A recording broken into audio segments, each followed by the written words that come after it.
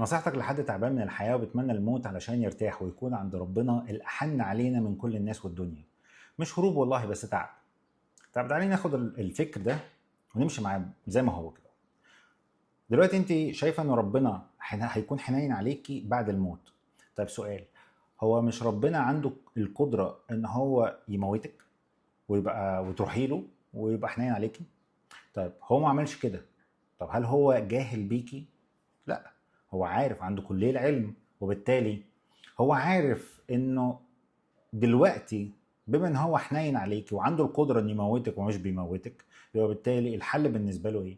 انه هو عشان حنين عليك هو مديك الفرصة للحياة، يبقى ده الاصلح لك من نفس ايمانك ومن نفس طريقة تفكيرك.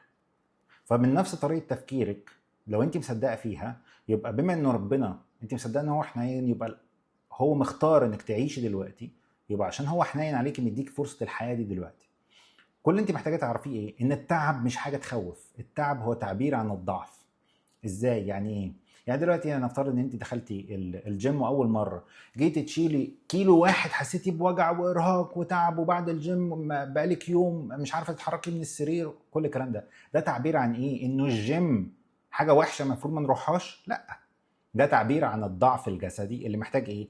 نروح الجيم تاني وتالت ورابع، علشان بدل ما بنشيل كيلو يبقى اتنين، علشان الجسم يكبر وينمو. نفس الموضوع في الجزء النفسي. اكبر ارهاق جسد نفسي بيمر بيه البني ادم ان هو يبقى مش عارف يعمل ايه. فكل اللي محتاجه يعمل ايه؟ يتعلم يعمل ايه.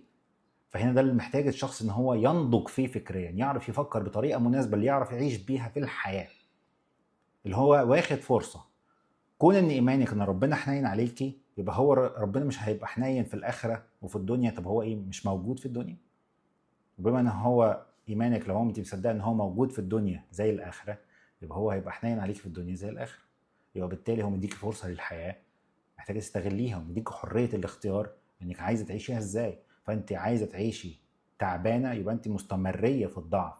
عايزه تعيشي قويه، يبقى محتاجه تجتهدي وتتعبي علشان ترتاحي في القوه. القوه مش بتكتسب غير بالتعب، ما بتجيش كده هبه. فدي فرصتك في الحياه.